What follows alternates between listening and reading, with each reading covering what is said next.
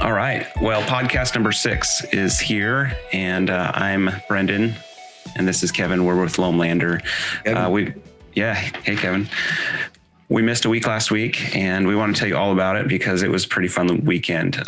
We normally record our podcasts on a Sunday morning, and when we have Sundays that are busy, it throws us off a little bit.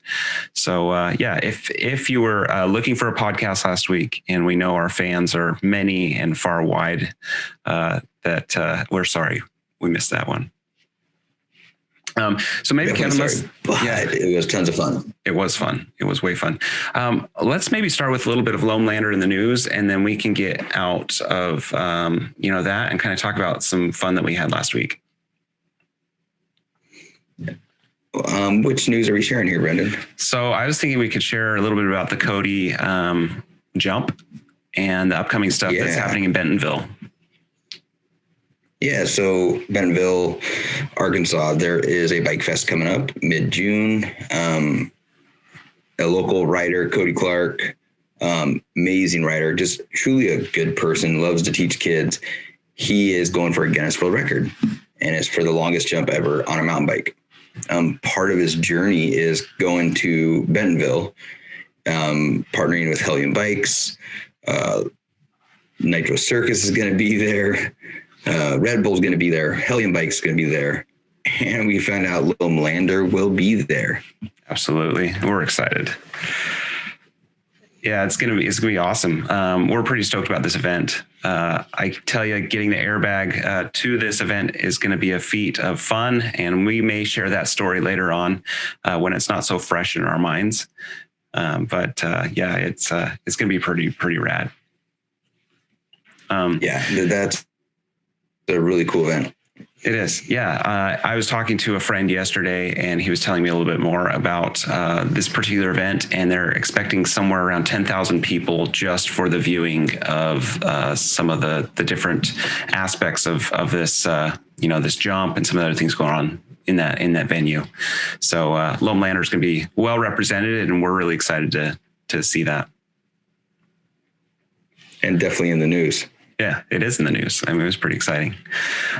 So last week we spent some time in Spokane, Washington at a bike race, and we debuted Team Loamlander, which is going to be really a fun way to spend some time with friends, but then also to get some competition into the Loamlander lifestyle and to help us to share our brand love a little bit more. We're going to have a video that we're going to place here in this podcast that is going to just kind of show the excitement we had as we passed out our team jerseys for the first time. Now, it is expected to know that our team is pretty small at this point. And it does entail a lot of our own family and a few friends, and it will be growing. We'll have a lot of exciting plans when it comes to Team Loamlander. So a Loamer, we wanted to share with you what a Loamer is. And so in order to pass out our Loamlander jerseys, we we stood all of the kids that were with us in a row and asked them a few questions. We said, what's a Loamer? And as you'll hear, we had a variety of different answers to what that is. Most of them, even our own children who have spent a lot of time in the Loamlander lifestyle or Loamlander world, really have no clue. And so we asked them what a Loamer was. They responded. And then we shared with them how wrong they were. And as part of that, what a Loamer is, we've defined a Loamer and what we expect, kind of the outlook of a Loamlander rider and a Loamer to be. And so give it to Kevin to share with us what a Loamer is. Yeah, we had a lot of great responses. So yes, a lot of them are wrong from what we believe Loamer is. It is a made-up word, but there's some really good responses. So thank you everybody for jumping in on that.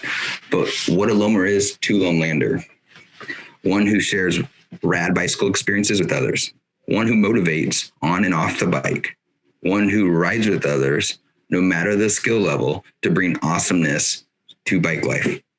Not to be confused with loner, is actually the complete opposite. Loamers is not just a race team. It's about everybody getting together and ride. And as you mentioned, a lot of the Loamers are our family and some close friends. We have some other plans, but it's about just being together and riding together. Awesome. Yeah. We were pretty excited about the Loamers and excited about the Team Loamlander. Anyway, so let's talk about our weekend at Hubbapalooza. Maybe give us a little background on what Hubbapalooza is. But Kevin, you've had a lot more experience with it than I have, at least as far as your background knowledge. So maybe share a little bit about who put it on, where it's at, what it is, what's Hubbapalooza. Yeah, the awesome bike shop out in Spokane called the Bike Hub. There's a handful of them out there in Spokane, and they put on every year the Hubbapalooza. Last year it did not happen because of COVID. They're able to pull it off this year. It's kind of the kickoff of the race season, so it's usually a little more relaxed, a lot of fun. There is no chairlift. It's a push the bike to the top of the mountain for the downhill race, but totally worth it. It's such an amazing event. It's a great venue. Beacon Hill in Spokane, highly recommend riding. We're already planning a second trip just to go ride for a weekend.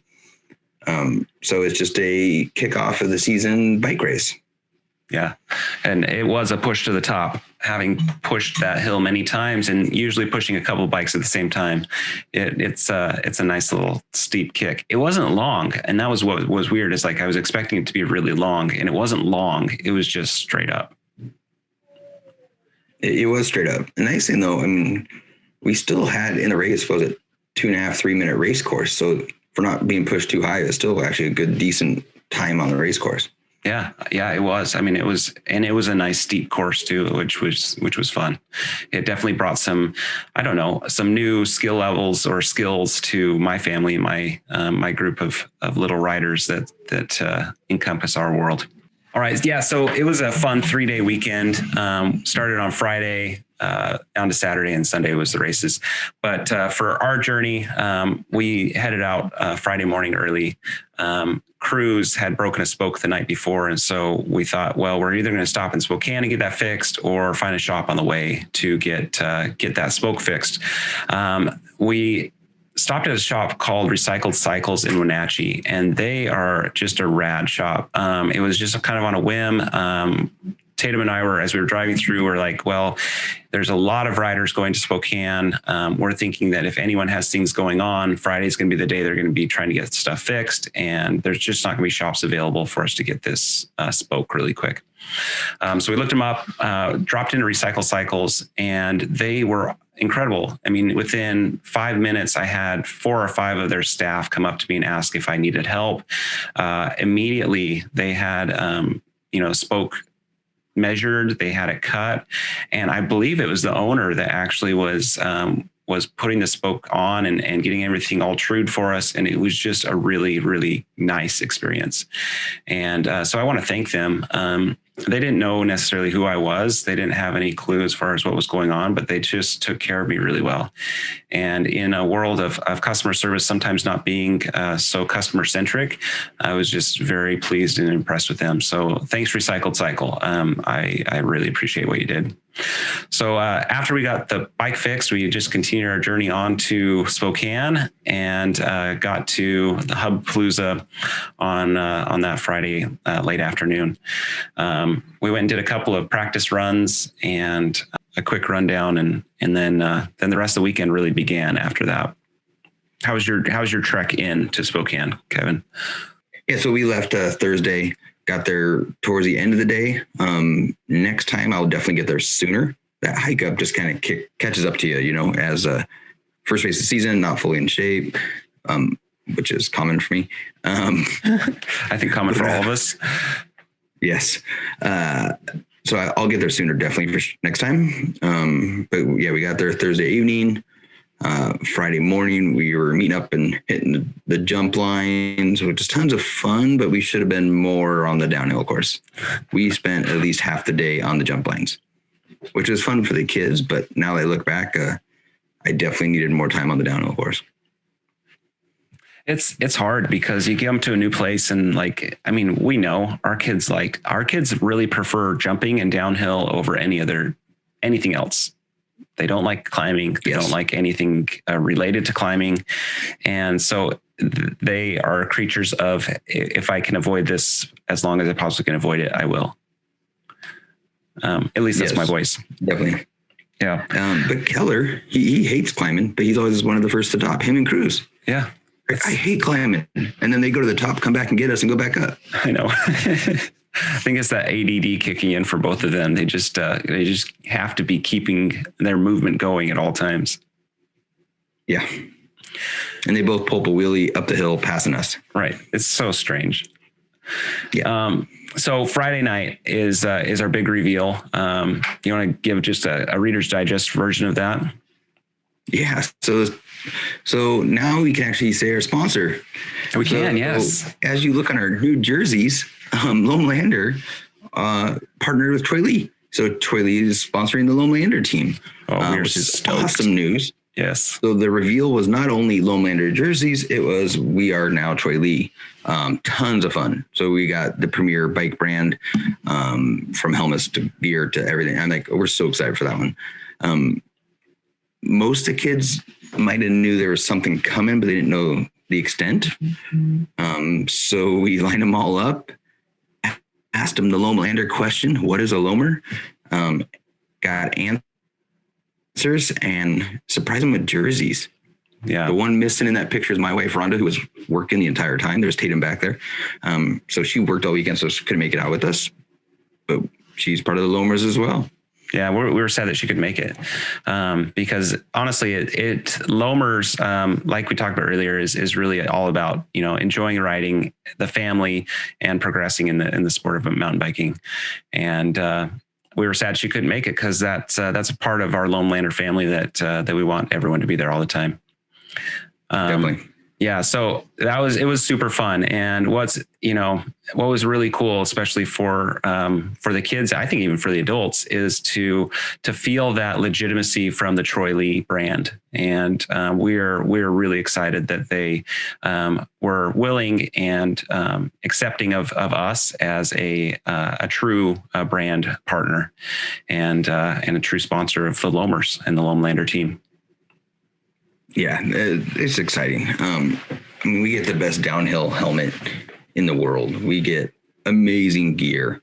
That Troy Lee Sprint jersey that we're all wearing feels so good, and it works great with the Loam Lander logo. Yeah. In fact, yesterday I used my rain jacket, my brand new Troy Lee rain jacket for the first time, and it was awesome. I have had several, we live in the Pacific Northwest. We get a little bit of rain.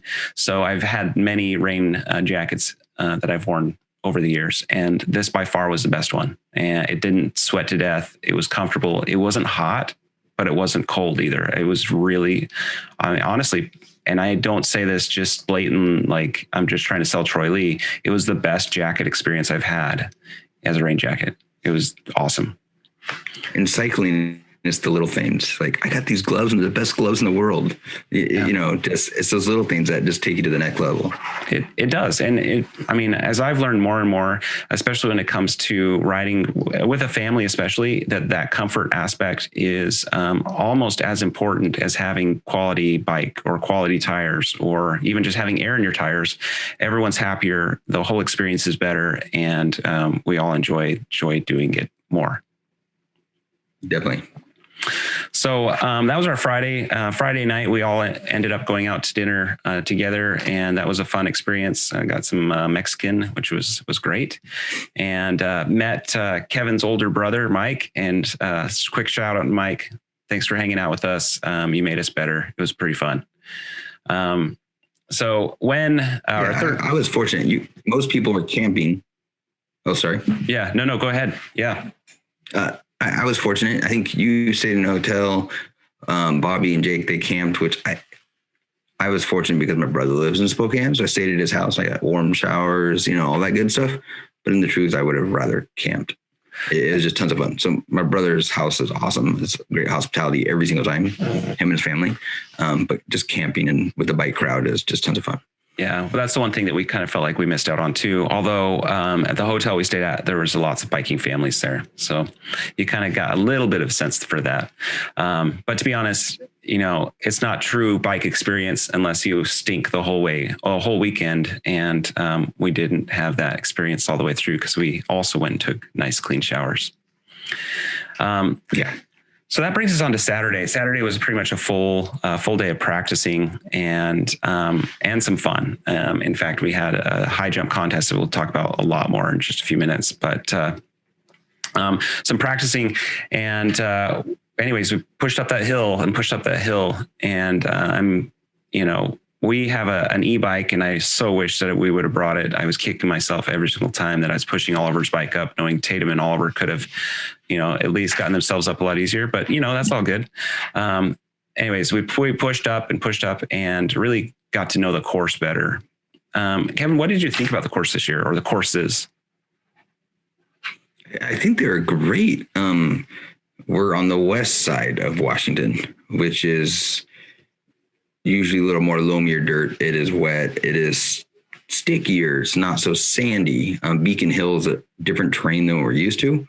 A lot of rocks, which had tons of grip. You brought that up many times throughout the weekend. A lot of dusty corners. So you had to really trust your tires or you might just slide out. But it just added a different element to the riding that we're used to. By the end of it on our race day, I felt like I finally got the traction to some of those corners. Like, okay, this is what I need to do.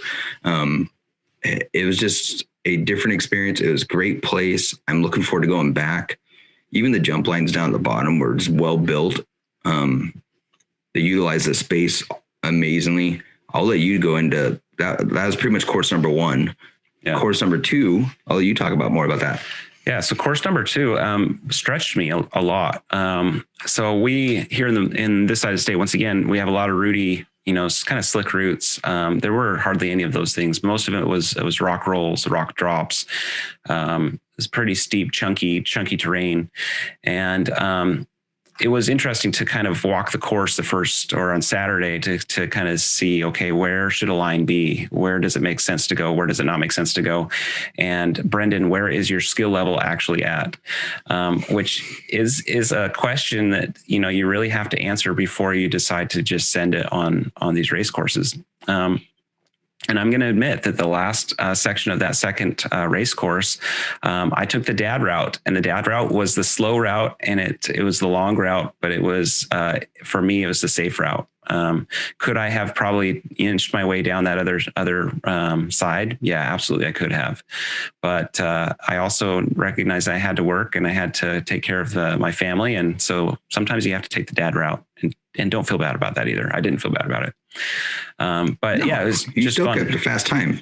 Yeah. Oh yeah. And then we'll talk about the results when we get to the Sunday side, which, is funny, all in this, funny and exciting and, the dad way to do things anyway. Definitely. So Saturday afternoon, we had really kind of a fun, or for us, it was a really fun event. And it was, I think it was planned by yes. by the crew there, but they had a high jump contest. And we had a couple of Loamers that were well represented in that particular contest.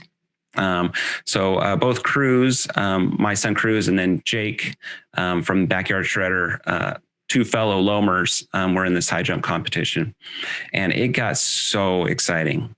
It was so fun, and just hearing Oliver just scream every single time they came down the course was just amazing. I was on one side of the course and you were on the other side. How are things from your angle? Oh my gosh, the excitement was amazing. Everybody was getting loud and having fun.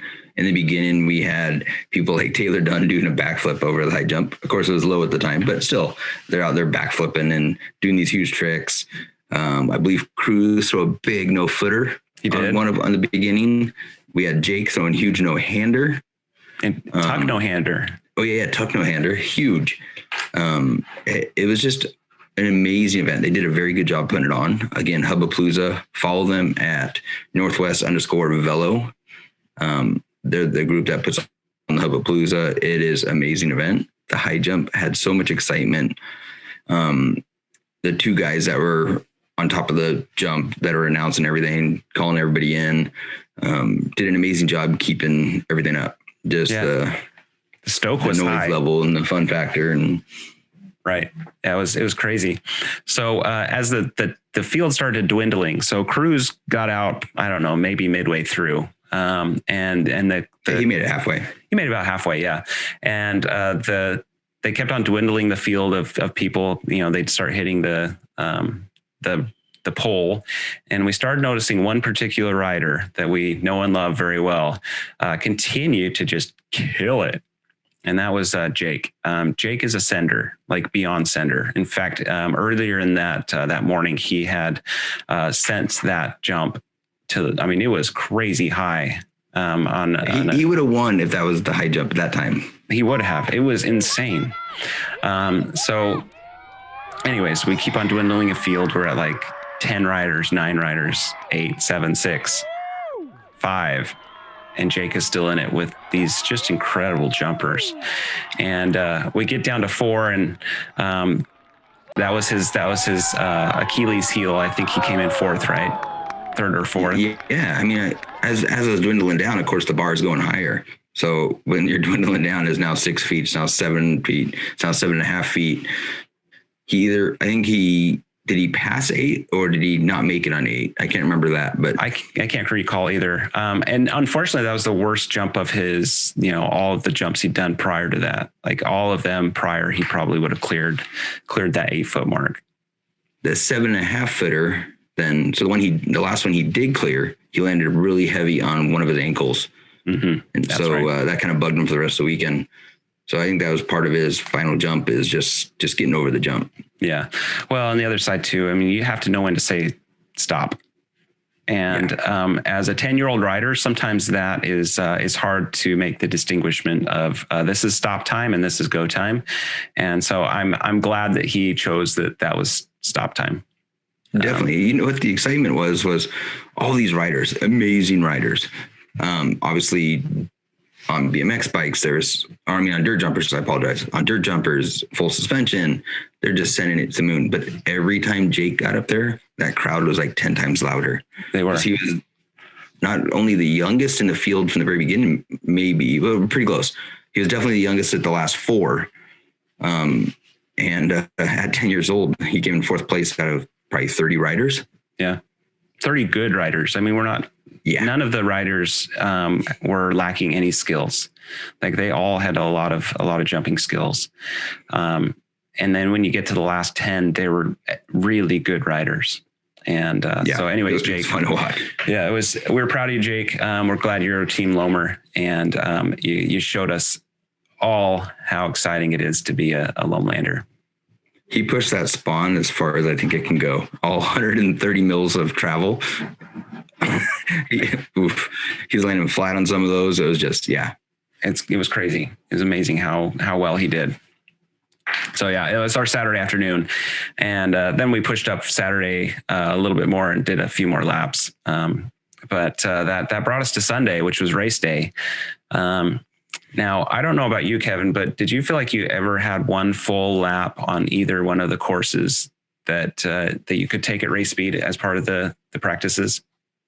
Never once had a full, but the last one I had with just my son, Keller, on downhill course 1, we got like 90% of it.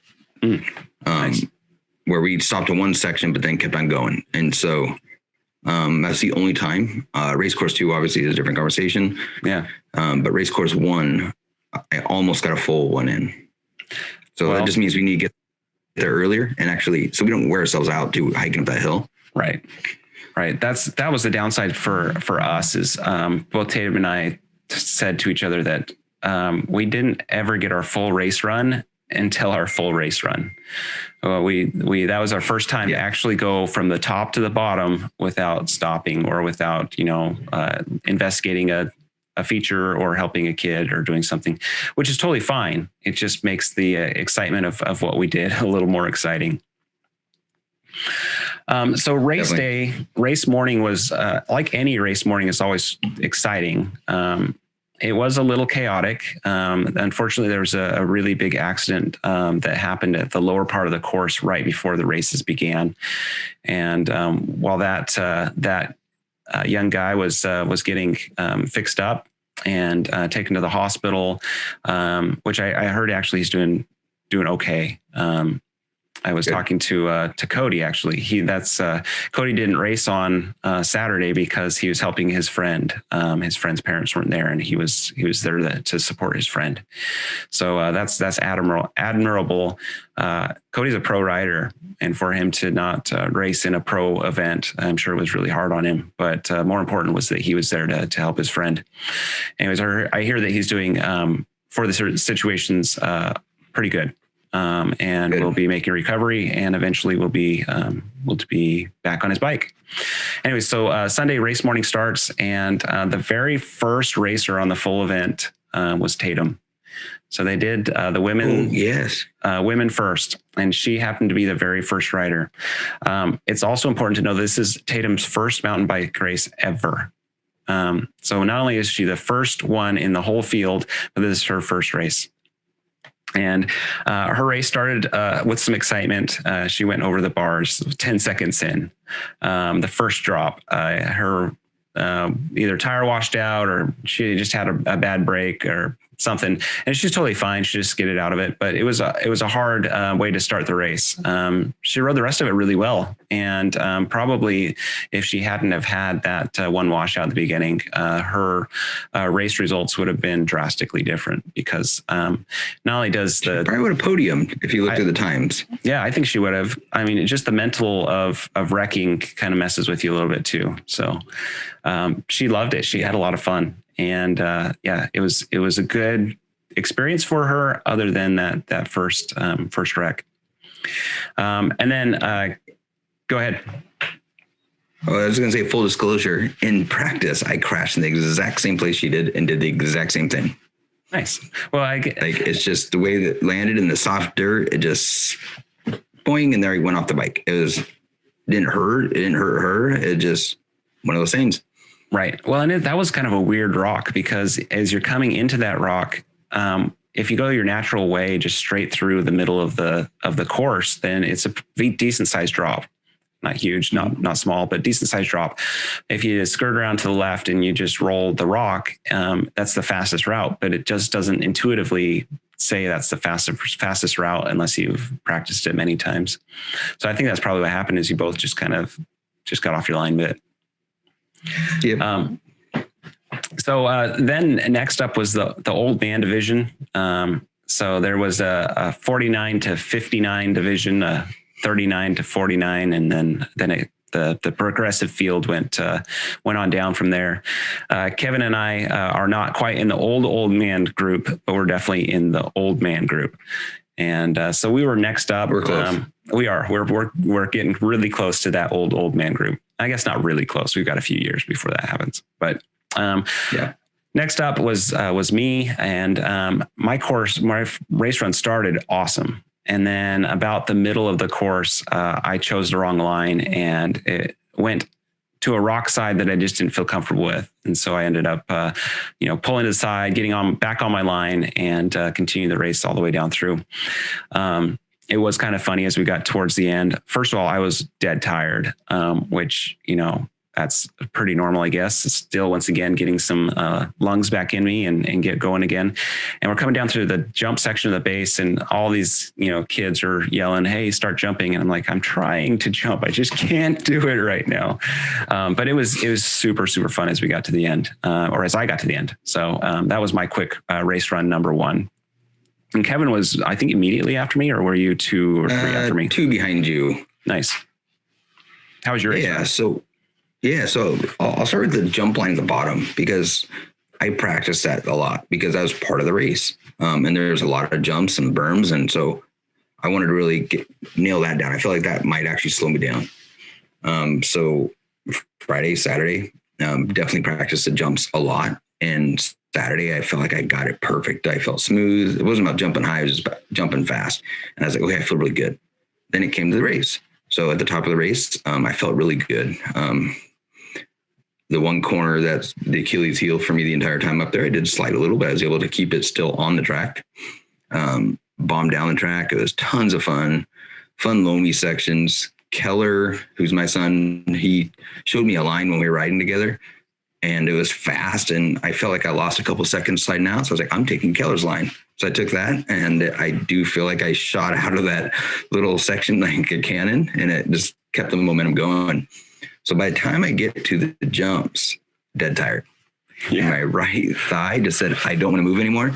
I'm cramping up. I'm old. But I came to those jumps, and I had no more legs to jump. It was actually kind of funny.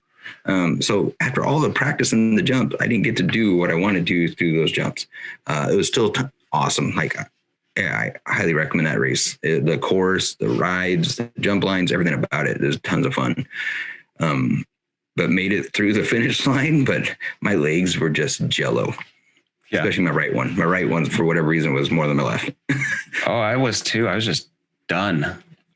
Which is funny. It's only a 3-minute ride, right? Yeah. It shouldn't be that wasted. Well, the 10 hike-ups before that too. Right. That was a big part of it. I mean, it kind of not good news that the rider wrecked earlier, but it was good news that we had so much time to kind of just relax a little bit there at the top. Yeah, we were kind of in the beginning. We kind of not rushed, but like, oh, we got to go now. So we just like rushed to the top of the mountain, top of the hill. And then we got to actually relax. So you're right. It did help us just kind of all calm down and hang out and talk to the kids. And we're actually watching videos on our phone of the course, trying to remember where we want to lean right, all that kind of fun stuff. Yeah, it worked out well. And then we had the rest of our field of riders that went through, and they all did really, really well.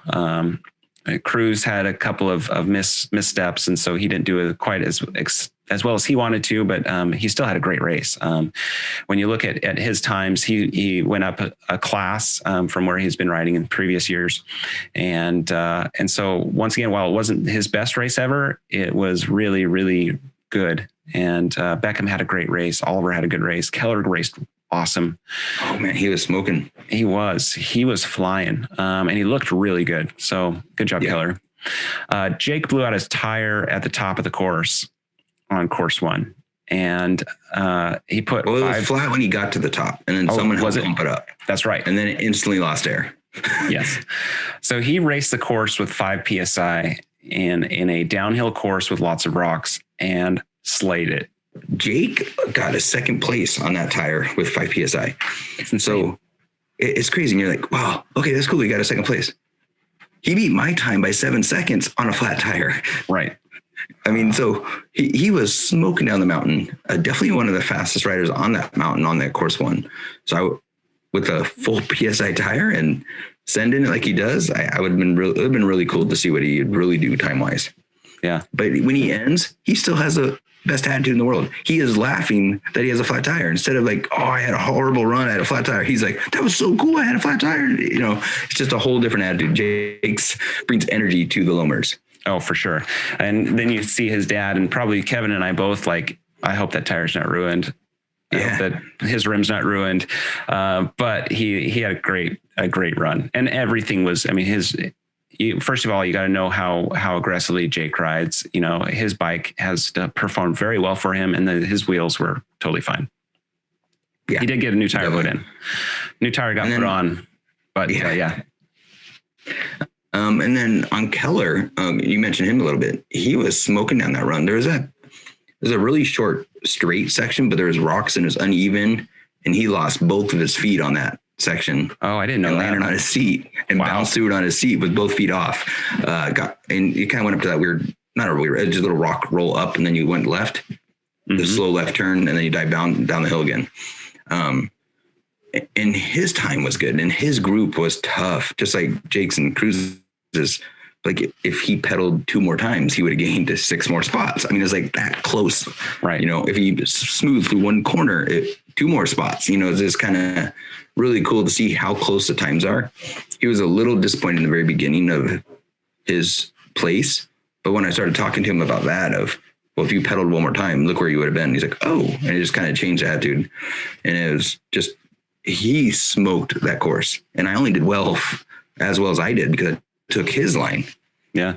Well, and we haven't even mentioned. I was really proud of him. Yeah. Well, it was awesome. One thing we haven't mentioned yet is how well you did on that course. Team Loam Lander came in with quite the medal count this race. And that was very well tied to Kevin getting a first place in the old man group. Congratulations, Kevin! You killed it. You slayed it. And yeah, even better awesome. Though, I shared the podium with you. Yeah, I came in third, and I was pretty excited about that. I was overly shocked, to be honest, because I didn't feel like my race run was very good at all. And Kevin had called me as I was getting up to the top of the second race run and said, "Hey, you're in third." Well, he originally said I was in first, and I was like, "There's no way." Like my race run was not that good. It was based at that time on who went first, and that was because I went first. I was like, well, I looked at the wrong thing. It's all good. It was funny though, because I was like, there's no way I got first. If I got first, then everyone else was really slow. And if that's the case, then I'm going to race in every single race because I'm not that good, and I'm going to get a lot of first place. Yeah. Anyways, I was excited to get third. I didn't think that was going to happen at all. But it did, and it was super fun. Yeah, so we shared the podium together, which is really cool. We did, and it was exciting because we had Loam lander all over the place, and that was really fun for us. Course 2 was in the afternoon, and it was fun. I raced course 2. Cruz and Jake raced course 2. It was a lot more challenging. It was a lot more exciting, and it was super, super fun. It was just a blast to bomb down that particular trail. I did hear though that Kevin was very disappointed in me in one section of the trail, and so he probably doesn't even remember this. So anyways, Kevin and a lot of our team were midway on the course. As we come through, there's a area where you drop onto a wood landing, and then you come down some corners and you have a jump, and then you go through a bunch of windy little berms, and then you have a drop down jump, and they're all there yelling. Let me back up just a second. So at the beginning of the course, there's a few drops, and as I'm coming through that first section, Jake and Cruz were like midway through that first section, and I'll admit I took the dad line. Like I didn't drop one of those sections, and all I hear in my peripheral hearing is Jake yelling at me, "You big weenie! Why'd you take the pansy route?" Something to that effect. And I was like, "Man, you jerk!" First of all, I did, and I am a big weenie, but he didn't even call me out. I thought it was pretty funny, to be honest. Yeah. It helps build my stoke. Anyway, so I come through the berming section. Side note, I was watching Cruz do that berming section in a video, and then with me side by side, Cruz is like cruising through it, like really aggressively pushing corners. And then I watch mine, which I felt like I was going really fast when I was riding it. And it looks like I'm seriously going out for a Sunday ride, just meandering my way through, just standing on my bike, not even being really aggressive. I felt aggressive, but it didn't look like it. Anyways, so Tatum later on that day said, "Hey, Kevin was really mad at you for not taking the jump." Well, he wasn't mad, but I guess he called me out. And so it's funny. Well, you came through that little section. We picked that section because it was in the shade. Anyways, you come through that section, and it's like a step down to step up, but it's like a floater. Right. And so I was like, I know you can do that. It wasn't big. It was just a floater. And you came out of the top section a little slow, like you were saying, Sunday ride. Yeah, it was slow. I was like, this is where he's going to get his time. And then you went around it. And so I wasn't. But at the same time, okay, so let's rewind just a little bit before we share the rest of your race course. Okay. I did not do downhill race course number 2. 2 reasons. The main reason is my leg said no. The other reason is I only one opportunity to ride it. I had other opportunities, but I kept on riding course 1 or playing the jump line too much. So being so techie on course 2, especially that bottom section, I didn't feel comfortable riding it at race speed. If it was just an everyday ride, I would totally go do it again. But knowing that it was being a race and I would push myself mentally on a race, I didn't want to hurt myself. But also my legs said no, out of shape. Yeah. So I'm saying that you should have done that, but I didn't even do the course for race day. I totally should. Now you can finish. No, I totally should have done it. And that's what I found it really funny. And so next time, just plan on me calling you out too. So I mean, it's all good. We'll no, it's fair. Like I need to, so push me a little more. Anyways, it was fun. My legs were really spent by the end of that second course. But like I say, it was just a blast, and it was fun watching the other two boys come down through the last section, because that's really where, most people gathered at the very end, and it was big, nice, rocky, like droppy section, and it was really fun to watch. In that particular race, Jake came in second, which was another second for the Loam Landers. And I think out of a field of 4 riders in the old man group, I came in third. So there was 5. Was there 5? Oh, sweet. 5. So yeah. So it was a good momentous Loam Lander medal count. We also did sponsor some of the prizes, and so congratulations to anyone who won those.